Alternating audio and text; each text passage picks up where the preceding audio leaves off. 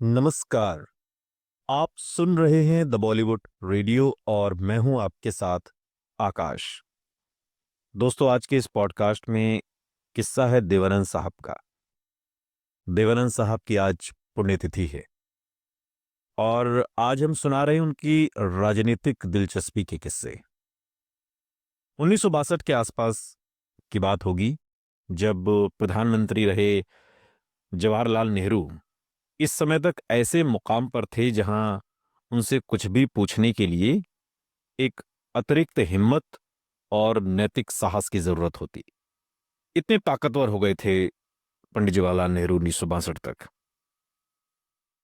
लेकिन उस वक्त नेहरू से करीब आधी उम्र के देवानंद ने बड़ी बेबाकी के साथ उनसे पूछा था कि सर, क्या ये सच है कि आपकी कातिल मुस्कान ने लेडी माउंटबेटन का दिल चुरा लिया था? और नेहरू इस पर नाराज नहीं हुए।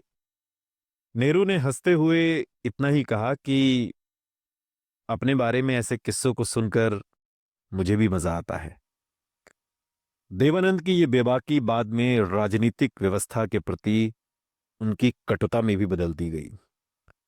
खासकर इमरजेंसी के दौरान वो संजय गांधी के विचारों और कांग्रेस द्वारा उन्हें देश का अगला प्रधानमंत्री बनाने की कोशिश को लेकर बहुत नाराज थे। और वो उस नारे से भी परेशान थे जो अक्सर लगाया जाता था कि देश का नेता कैसा हो, संजय गांधी जैसा हो। अपनी ऑटोबायोग्राफी रोमांसिंग विद लाइफ में देवानंद लिखते हैं कि देश की राजनीति पर मुझे शर्म आई। क्या इस महान देश को आगे ले जाने के लिए कोई दूरदर्शी नेता नहीं बचा था? जब उनसे संजय गांधी और युवा कांग्रेस की तारीफ में चंद शब्द बोलने के लिए कहा गया, तो उन्होंने ये कहते हुए इससे इनकार कर दिया कि उनकी आत्मा को यह गवारा नहीं है। और उनके इस इनकार की वजह से उनकी फिल्मों का राष्ट्रीय चैनलों पर प्रसारण भी रोक दिया गया था। ये उस दौर का किस्सा है जब कांग्रेस की हुकूमत थी। आकाशवाणी ने भी अपने कार्यक्रमों में उनके नाम का जिक्र करना बंद कर दिया, क्योंकि देवानंद अब सरकार की आंख की किरकिरी हो गए थे। देवानंद की इसी स्पष्टवादिता और साहस की वजह से प्राण साहब उन्हें जेन्युइनली वंडरफुल यानी कि असली शानदार इंसान कहते थे। बनी रूबिन की किताब है और उसका नाम है फॉलीवुड फ्लैशबैक, एक कलेक्शन ऑफ मूवी मेमोरीज। और इसके लिए उन्होंने लेखक को बताया था, इस किताब में जिक्र है कि देवानंद कभी भी फिल्मी राजनीति में नहीं पड़े, लेकिन 13 मार्च 1977 को हुई एक रैली में हम सब यानी कि देवानंद के अलावा डैनी, गोल्डी, शत्रुघ्न सिन्हा, ये सब शामिल हुए और हमने इंदिरा गांधी, वीसी शुक्ला और इमरजेंसी के खिलाफ भाषण दिए। 1977 में संसदीय चुनावों की घोषणा होने के बाद अधिवक्ता राम जेठमलानी ने देवानंद से जनता पार्टी से जुड़ने और इंदिरा गांधी और उनके बेटे संजय गांधी के खिलाफ पार्टी के अभियान में शामिल होने का आग्रह किया। कुछ सोचने के बाद देवानंद ने अपने पसंदीदा नेताओं मोरारजी देसाई और जयप्रकाश नारायण के साथ मंच साझा करने और इंदिरा गांधी के खिलाफ संक्षिप्त भाषण देने पर हामी भर दी। हालांकि इसके कुछ ही महीनों के बाद जनता पार्टी से भी उनका मोहभंग हो गया। ये वो दिन थे जब देवानंद ने राजनेताओं को सबक सिखाने का फैसला किया था और अपनी खुद की पार्टी, एक पार्टी भी देवानंद ने बनाई थी उस दौर में, जिसका नाम था national party of India, NPI. और उन्होंने अपने समर्थकों से कहा कि अगर एमजीआर तमिलनाडु में जादू कर सकते हैं तो मैं पूरे देश में क्यों नहीं कर सकता।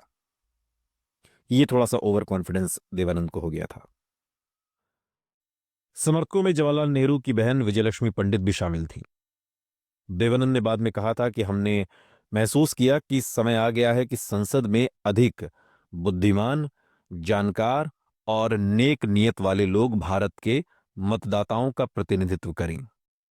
उन्होंने मुंबई के ऐतिहासिक मैदान शिवाजी पार्क में एक विशाल रैली भी आयोजित की थी। लेकिन पहले नानी पालकीवाला और फिर विजयलक्ष्मी पंडित के लोकसभा चुनाव लड़ने से इनकार करने के बाद देवानंद की इस पार्टी का अस्तित्व कुछ ही महीनों में खत्म हो गया। न्यायविद और अर्थशास्त्री नानी पालकीवाला ने कथित तौर पर यह संदेश भेजा था कि वो राज्यसभा सदस्य बनने को तो तैयार हैं, लेकिन लोकसभा चुनाव में किस्मत आजमाना नहीं चाहते। देवानंद एक जगह लिखते हैं कि शुरुआत में उत्साह दिखाने वाले लोगों में धीरे धीरे नजर आने वाली जड़ता ने मेरा जोश ठंडा कर दिया, और यही नेशनल पार्टी के अंत का कारण बना। और ये एक बहुत अच्छा विचार था जिसे उसके शुरुआती चरण में ही खत्म कर दिया गया। कई सालों के बाद देवानंद ने अटल बिहारी वाजपेयी के लिए समर्थन जुटाने का फैसला किया। 1998 में वाजपेयी जब प्रधानमंत्री बने और उसके अगले वर्ष यानी कि फरवरी में एक लाहौर बस यात्रा का फैसला हुआ, तो उन्होंने अपने साथ देवानंद को भी इस यात्रा में शामिल होने का निमंत्रण दिया। देवानंद ने अपनी आत्मकथा रोमांसिंग विद लाइफ में लिखा है कि जब मैंने उन्हें पीछे से देखा तो मुझे लगा कि वो अपनी नियति के सबसे बड़े क्षण में अपने कंधों पर डाली गई एक विराट जिम्मेदारी के साथ अकेले खड़े हैं। उस समय मैंने सोचा कि काश मैं उनकी जिम्मेदारी का एक छोटा सा हिस्सा भी किसी तरह उठा पाता। मानो वाजपेयी ने उनके मन की बात पढ़ ली। देवानंद को उनके बाजू में बैठने के लिए कहा गया, और देवानंद लिखते हैं रोमांसिंग विद लाइफ में कि मैंने उनका हाथ थामा और धीरे से दबाते हुए कहा, हम आपके साथ हैं, आपके जो भी सपने हैं उन्हें पूरा कीजिए। अपने जीवन काल में देवानंद को हमेशा यही लगता रहा कि उन्हें वो पहचान नहीं मिली जिसकी वो अपेक्षा रखते थे। साल 2011 में जब राष्ट्रीय पुरस्कारों की सूची जारी हुई तो पता चला कि उन्हें पद्म भूषण दिया गया है, जो पद्म विभूषण से एक पायदान नीचे होता है। देवानंद अपनी निराशा छिपा नहीं सके और उन्होंने अपनी आत्मकथा में लिखा कि एक क्रूर मजाक और एक गहरा आघात, मेरे मन में जो उत्साह था वो अचानक से राख में बदल गया। क्या गलत हो गया? ये विचार मुझे इतना परेशान करता रहा कि अंततः मैंने नई दिल्ली में होने वाले पुरस्कार समारोह में न जाने का फैसला किया, और अपने प्रति ये कथित उपेक्षा शायद उनके मन में बनी रही, क्योंकि जब 2 साल बाद वरिष्ठ नेता रविशंकर प्रसाद ने उन्हें सेंसर बोर्ड के अध्यक्ष पद की पेशकश की तो देवानंद ने एक पल की भी देरी किए बिना इसे ठुकरा दिया।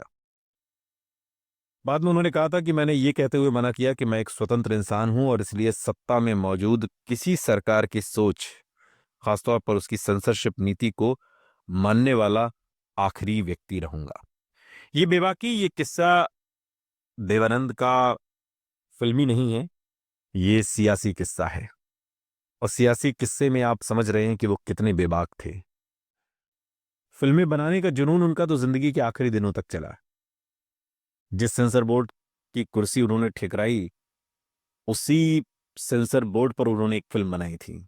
फिल्म नहीं चली, लेकिन वो फिल्म देखनी चाहिए कि सेंसर बोर्ड में कितनी पेचीदगियां हैं, कोई फिल्म कैसे जाती है, कैसे फंसती है और कैसे निकलती है।